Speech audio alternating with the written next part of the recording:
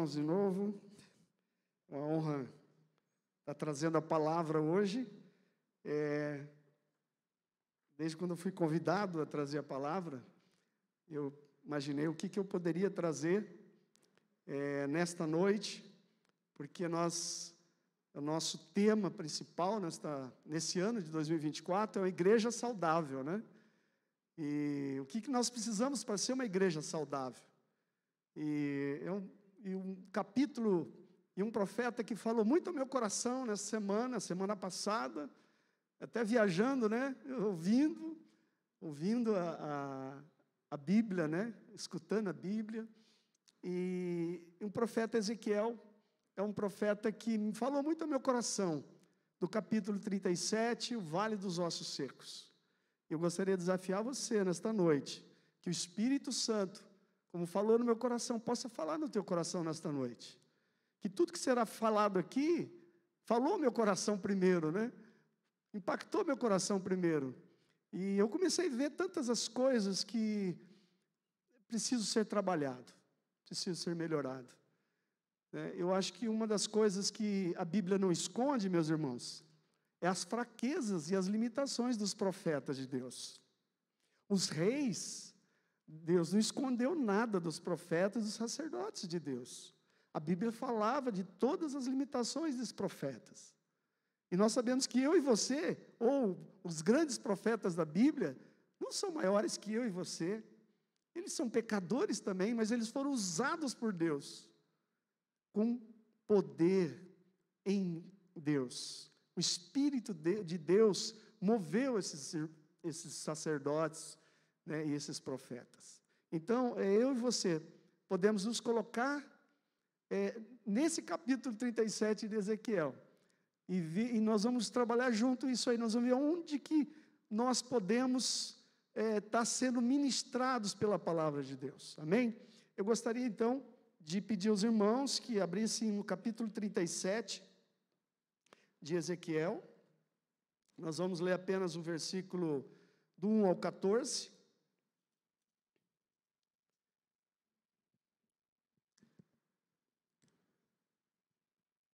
Ezequiel 37, versículo 1, 14, diz assim. Todos abriram? Aqui está projetado também. Veio sobre mim a mão do Senhor, e Ele me levou pelo Espírito do Senhor, e me deixou no meio de um vale que estava cheio de ossos, e me fez andar ao redor deles. Eram muito numerosos na superfície do vale, e estavam sequíssimos. Então me perguntou: filho do homem, acaso poderão reviver esses ossos? Respondi: Senhor Deus, tu o sabes. Disse-me ele: profetiza a esses ossos e dize-lhes: ossos secos, ouvi a palavra do Senhor. Assim diz o Senhor Deus a esses ossos: eis que farei entrar o Espírito em vós, e vivereis. Porei tendões sobre vós, fareis crescer carne sobre vós estenderei pele, e porei em vós o Espírito, e vivereis. E sabereis que eu sou o Senhor. Então profetizei, segundo me for ordenado. Enquanto eu profetizava, houve um ruído, um barulho de ossos que batiam contra os ossos e se ajuntavam, cada osso ao seu osso. Olhei, e eis que havia tendões sobre eles, e cresceram as carnes, e se estendeu a pele sobre eles, mas não havia neles o Espírito.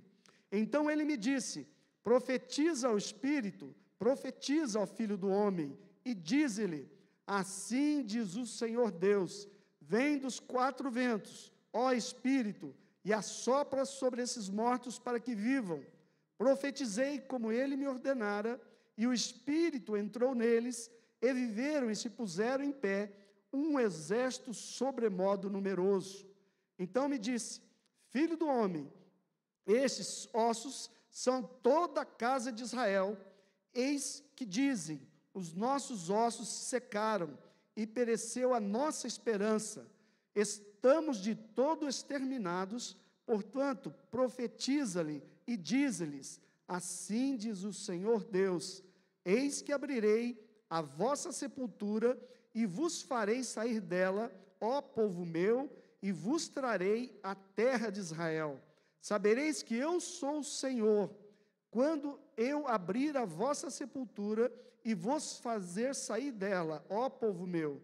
Porém vós o meu espírito, e vivereis, e vos estabelecereis na vossa própria terra. Então sabereis que eu, o Senhor, disse isto e o fiz, diz o Senhor. Feche teus olhos mais uma vez. Senhor, tua palavra foi aberta, foi lida, que o Espírito Santo possa trabalhar em cada vida, em cada coração nesta noite, e principalmente a minha, Senhor. Tem misericórdia, Senhor, porque somos pecadores, e aqui está um dos maiores pecadores, Senhor Deus. Lava-nos com teu sangue, nos remi, como nós cantamos, né? Que o Senhor nos remiu, que o Senhor nos salvou, que o Senhor, ó Deus, morreu por nós, ó Pai. Fale conosco nesta noite, em nome de Jesus. Amém. Meus irmãos, primeiro, eu gostaria de, antes de entrar no tema, fazer um contexto onde Ezequiel estava naquele momento e que o povo estava vivendo para uma palavra dessas ser ministrada, ser profetizada na vida do povo de Israel. Esse capítulo 37, ele fala sobre o Vale dos Ossos Secos.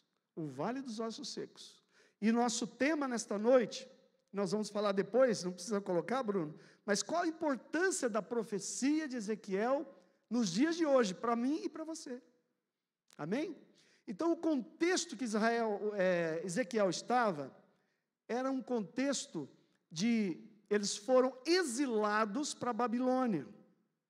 Eles foram exilados para a Babilônia. O rei Nabucodonosor invadiu Israel, destruiu os muros, destruiu o templo e destruiu as casas e trouxe muitos israelitas sendo deportados para a Babilônia. Era um momento de tanta tristeza, de tanta dor naqueles israelitas, ao ponto que no Salmo 137, você que está com a sua Bíblia aberta, voltar um pouquinho, a partir do capítulo 1 ele diz: às margens do rio da Babilônia, nós nos assentávamos e chorávamos, lembrando-nos de Sião. Nos salgueiros que lá havia, pendurávamos as nossas harpas, pois aquele que nos levaram cativos nos pediam canções, e os nossos opressores que fôssemos alegres, dizendo: entoai-nos algum dos cânticos de Sião. Como, porém, haveríamos de entoar um canto do Senhor em terra estranha? Se eu de ti me esquecer, ó Jerusalém, que se resseque a minha mão direita, apegue-se minha língua ao paladar, se me não lembrar de ti, se não preferir eu, Jerusalém, a minha maior alegria. Contra os filhos de Edom, lembra-te, Senhor, do dia de Jerusalém, pois diziam: arrasai, arrasai, até aos fundamentos.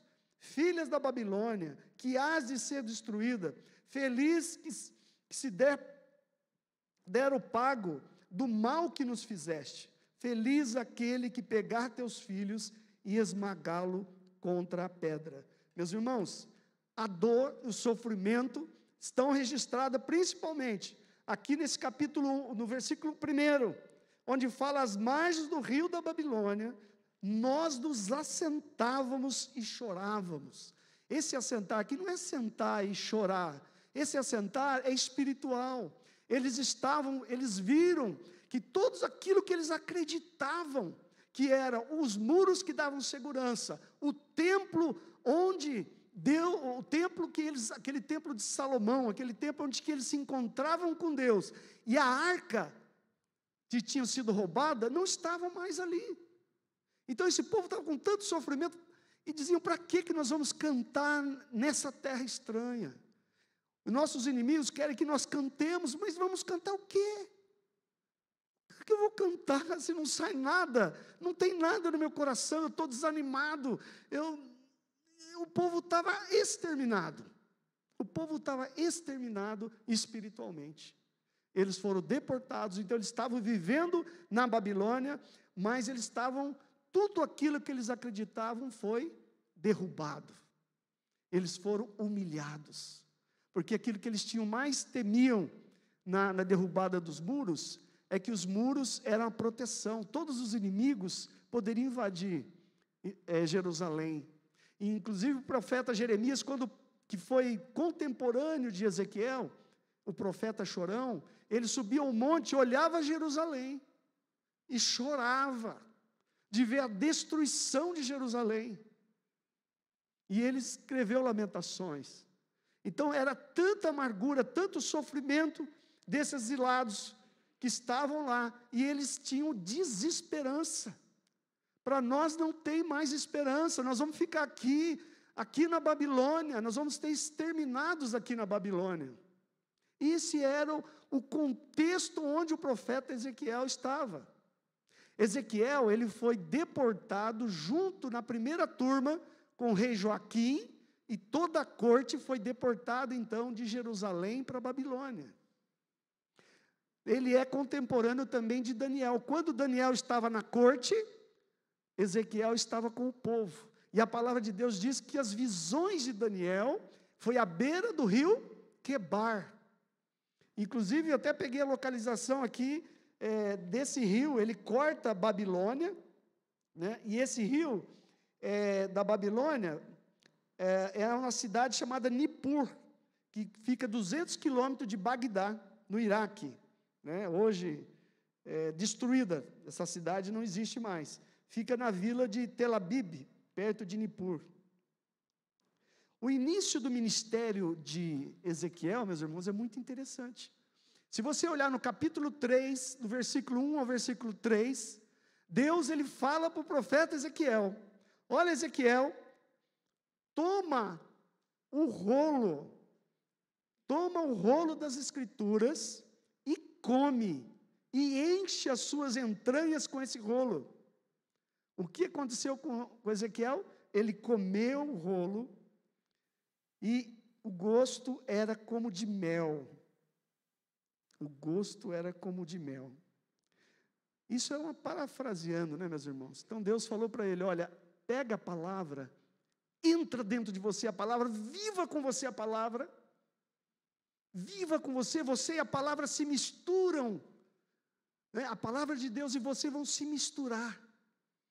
Foi isso que Deus falou a Ezequiel no começo do ministério dele, porque o começo do ministério de Ezequiel foi aos 30 anos, lá os profetas, vão para a escola de profetas, e depois eles começam a profetizar a partir dos 30 anos.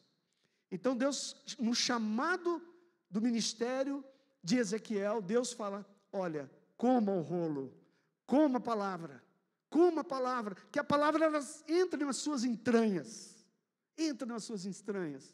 Por que Deus está fazendo isso logo no início do ministério de Ezequiel? Para dar força para Ezequiel, para dar motivação para Ezequiel, para a palavra de Deus entrar nele, e ele só profetizar aquilo que Deus está falando na palavra. Eu gostaria que você, meu irmão, minha irmã que está aqui hoje, pudesse se colocar, né, no lugar desse profeta. O que Deus está falando para ele fazer? Palavra, entre em você, viva a palavra, fale apenas o que está na palavra, pregue, fala tudo aquilo que somente está na palavra, mas viva entre essa palavra dentro de você. Amém? O nosso tema então, qual a importância da profecia de Ezequiel 37? Nós lemos já, e no versículo de número 1 ao versículo 2, Deus faz o profeta ver e sentir a real situação do povo de Israel. É interessante que no versículo 1 e 2, a palavra de Deus diz: veio sobre mim a mão do Senhor, e ele me levou pelo Espírito do Senhor, e me deixou no meio de um vale que estava cheio de ossos, e me fez andar ao redor deles, e eram numerosos, na superfície do vale estavam sequíssimos. É interessante, meus irmãos, que os ossos, eles não estavam enterrados, Os ossos estavam na superfície. E eram numerosos ossos. E a palavra de Deus diz que eles estavam sequíssimos. Eles não tinham tendão, não tinha nada. E ele pegou o profeta, o Espírito de Deus, na visão que Ezequiel teve, à beira do rio Quebar. Ele teve essa visão, não sei se foi dormindo, se andando, se foi um êxtase, eu não sei, a palavra não registra. Mas Deus então tomou Ezequiel pela mão e levou nesse vale dos ossos secos. Deixa eu fazer uma pergunta para você, teria coragem, né? Teria coragem de ir para um vale desse, ou um cemitério do céu aberto, cheio de ossos de pessoas? Gente, é difícil quando a gente vai num velório, né? É difícil, né? De ver a pessoa ali, um ente querido da gente, morto, né? E provavelmente nesse cemitério, a céu aberto, tinha crianças, né? Ossos de crianças, ossos de jovens, adolescentes, senhores e senhoras. Mas Deus, ele puxou, ele trouxe Ezequiel e fez Ezequiel então andar sobre esses ossos, andar olhando esses ossos. O que dá esse sentido para a gente? É que Deus faz o profeta ver e sentir tudo aquilo que ele estava presenciando naquele momento. Então Deus faz ele olhar ao redor e ver que tinham ossos, pessoas, e sentir isso, e ver a realidade daquilo que Deus queria que ele fizesse. Deus pediu para ele profetizar sobre esses ossos, e ele precisava então tomar ter essa visão, né, desses ossos. O cenário era de medo, o cenário do profeta era de impotência, meu irmão. Numa morte, numa doença, numa enfermidade, num câncer, como é que você se sente? Muitos aqui tiveram parentes, pessoas com câncer. Você fica impotente sobre uma situação. O profeta, então, Deus levou ele para ver esses ossos, levou ao redor, para ele andar ao redor, e ele sentiu essa impotência como qualquer ser humano sente. Fraqueza nessa hora. Fraqueza nessa hora. Quando você toma aquele baque, né? O médico fala, olha, você está com essa doença. Como é que você se sente? Muitos aqui, alguns já foram diagnosticados, ou tem amigos que foram diagnosticados com uma doença séria. Tomou aquele impacto da realidade e o sentimento é de impotência. Então Deus mostra esse cenário e o profeta, então, ele fica impotente diante dessa visão. E é interessante que o texto ele fala que os ossos estavam sequíssimos. Era sinal que os mortos já estavam ali há muito tempo. O que isso apontava, meu irmão? Apontava para Israel. Israel estava sequíssimo há muito tempo. Vocês lembram do profeta Isaías, Jeremias?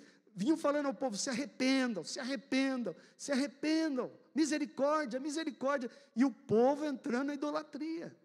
O povo de Israel estava na idolatria, adorando deuses, a Baal, ao deus Moloque. Esse Moloque é aquele que tinha uma estátua de bronze, eles colocavam fogo na estátua de bronze, ele tinha a mão estendida, e eles colocavam em oferenda as crianças ali, queimando a mais de 1000 graus. As crianças gritavam, e eles cantavam, né, para não ouvir as crianças chorarem, gritarem. Era esse Deus, é o povo de Israel que fazia isso. Eles estavam na idolatria, e os profetas falavam a palavra de Deus, profetizavam a palavra de Deus, se arrependam, se arrependam. E eles não se arrependiam. E são esses ossos, são essas pessoas que Deus tirou lá do Egito. Que Deus tirou, que Deus, como a Deus falou de manhã, que fez o quê? Uma aliança através de Abraão. É esse povo mesmo. É esse povo da aliança. Idólatras. Esses ossos que estavam sequíssimos há muito tempo. Do versículo 3, Deus faz uma pergunta ao profeta. Parece que ela se soa estranho para nós, né? Parece que aos nossos olhos carnais é um negócio difícil de entender, porque Deus pergunta ao profeta: poderão esses ossos a reviver? Olha que pergunta que Deus faz ao profeta. Deus vai fazer uma pergunta para o profeta: Ezequiel, esses ossos aí que você está vendo, milhares de ossos, podem reviver? Que pergunta, uma pergunta retórica, que a resposta é, né? Ezequiel falou: tu sabes, Senhor, tu sabes. Porque Ezequiel conhecia o poder de Deus. Ezequiel ouviu e estudou a palavra e falava com Deus as maravilhas que Deus fez. Deus fez maravilha no meio do povo. E a pergunta então que Deus faz a Ezequiel diz: poderão esses ossos reviver? Poderão esses mortos a levantar? Poderão esses mortos que estão morrendo na igreja, fora da igreja, estão com os ossos secos, esses aí podem reviver?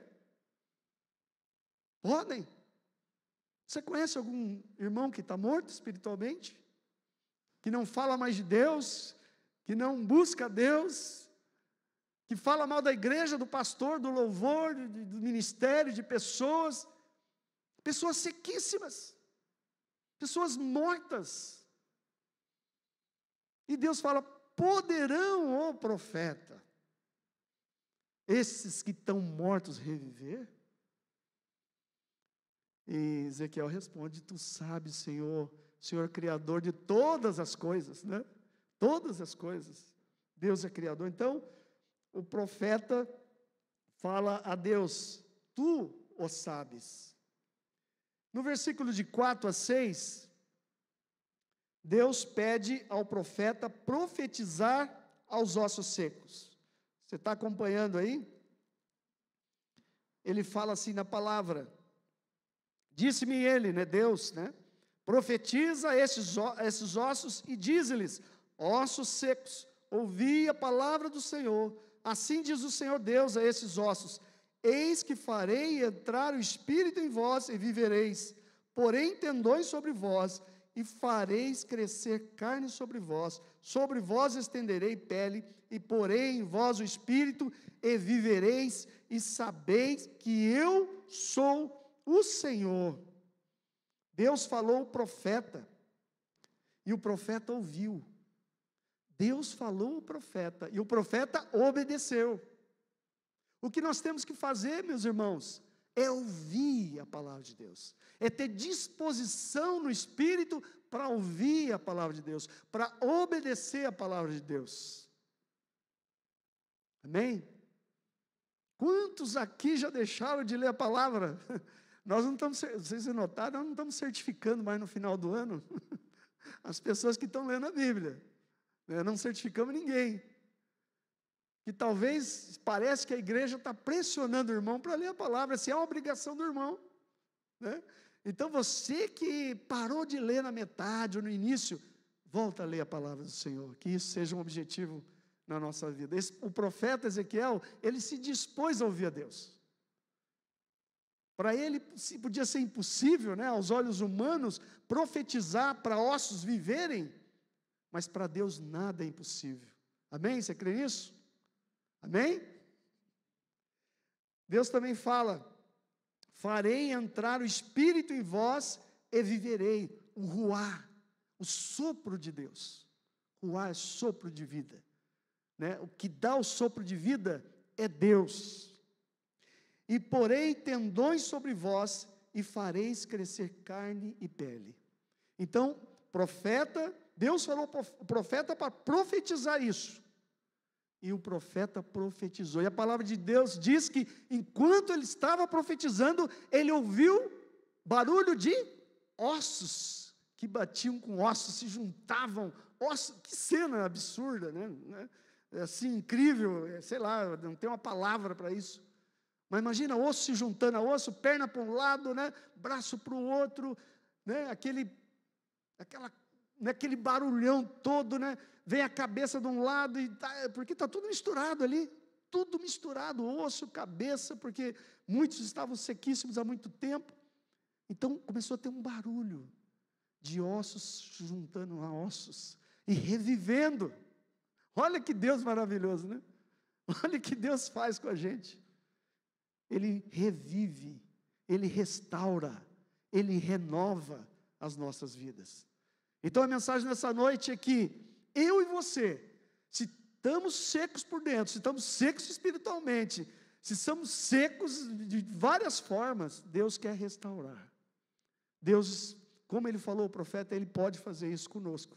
Você crê nisso? Amém?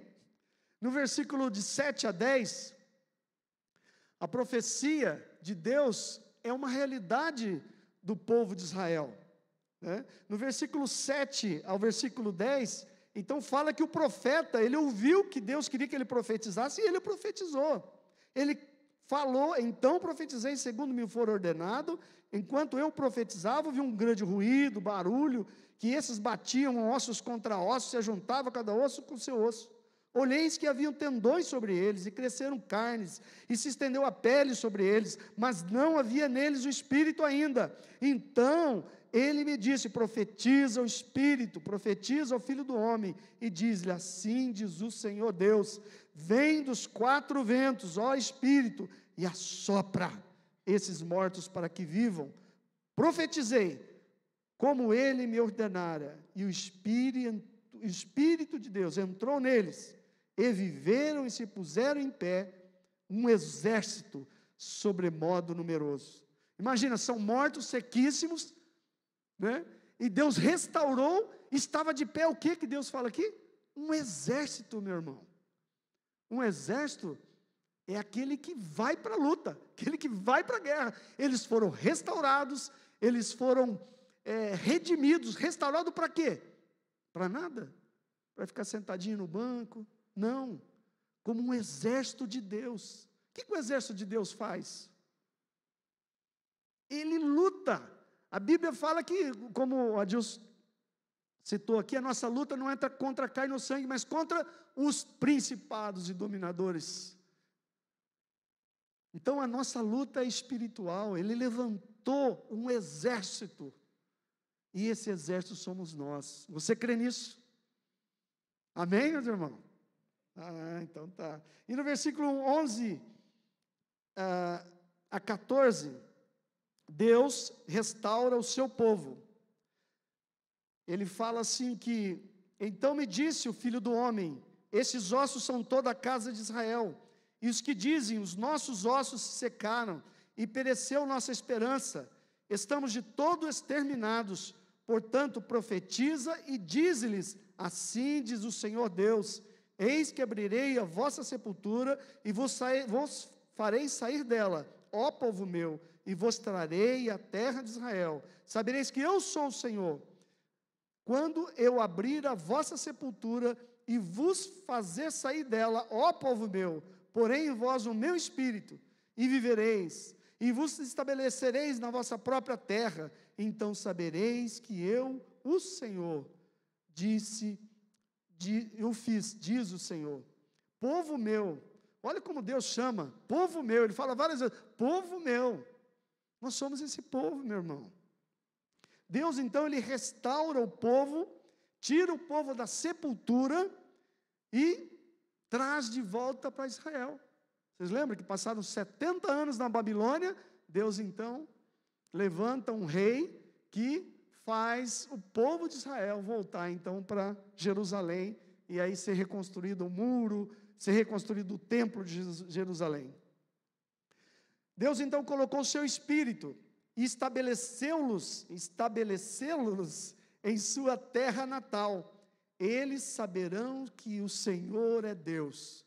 Quando Deus mandou de volta, quando Deus levou esse povo, o povo saberá que eu sou o Senhor seu Deus. A palavra dele diz, amém? Então, quando Deus levar eu e você de volta ao centro, de volta a Deus, todos saberão que Deus é o Senhor, amém? Eu fico imaginando pessoas afastadas de Deus, quando Deus traz essa pessoa, ou pessoas que estão no mundo, né? Pessoas que estão na drogadição, na bebedice. Então, quando Deus traz, de volta e restaura essa pessoa, ela é um testemunho. E várias pessoas vão olhar e falar: o Senhor é Deus, o Senhor é nosso Deus, o Senhor é um Deus de poder, amém? Meus irmãos, chegamos então na aplicação, né? O que esta palavra tem a ver comigo? Eu já falei várias coisas aqui, né?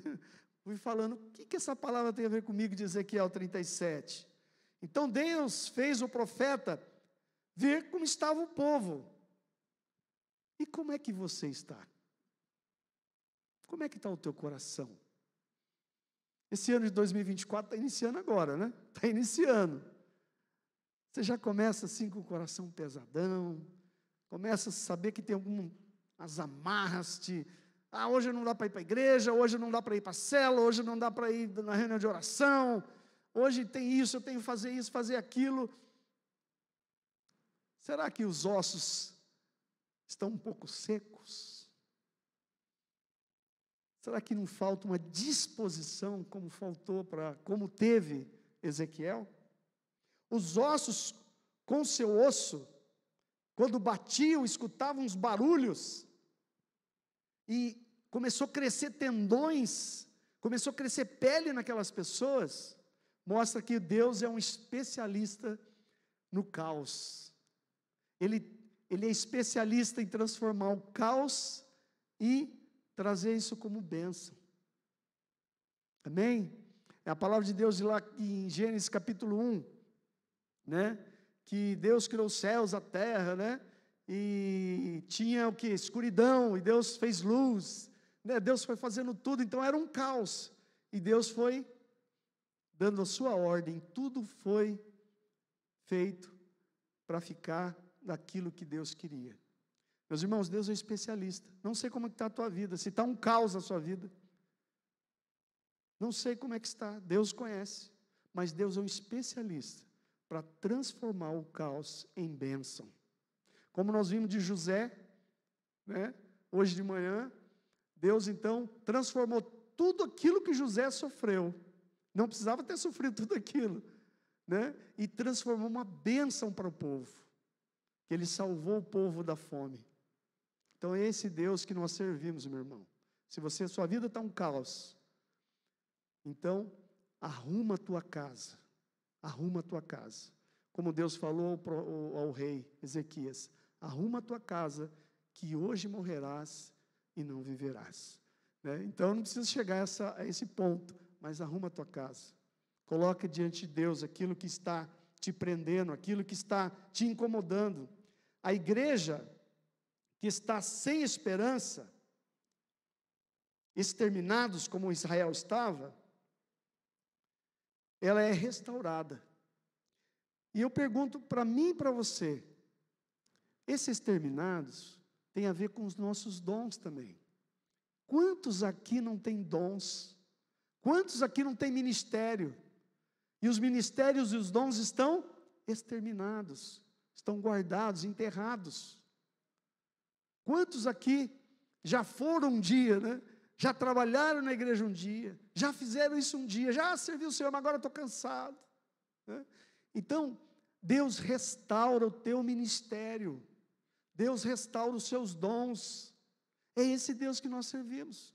Deus restaurou esse povo e Ele quer restaurar a sua vida também. Amém? Ele quer restaurar o seu casamento, Ele quer restaurar a vida de você com seus filhos, Ele quer restaurar a vida de você com a sua família, no seu emprego. Ele quer restaurar as alianças que andaram perdidas, as alianças que foram quebradas durante a nossa caminhada. Deus quer restaurar. Você crê que Deus pode isso? Amém? O povo de Israel estavam mortos e ressuscitaram.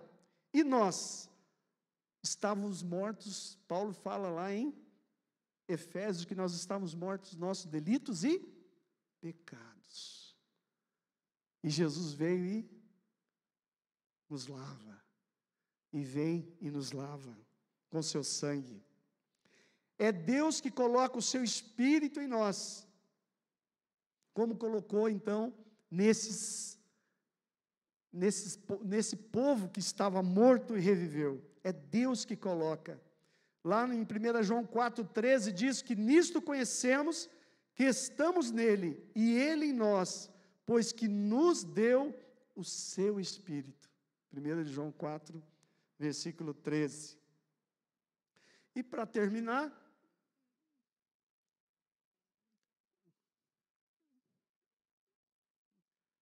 olha só que cena, meus irmãos. É o profeta Ezequiel. Se você for curioso um pouquinho, depois você lê em casa, no capítulo 47, Deus deu uma visão, outra visão, para Ezequiel, que é o templo de Deus. E ali dá as medidas do templo de Deus, e aí muitos acreditam que é a Nova Jerusalém. E nesse templo,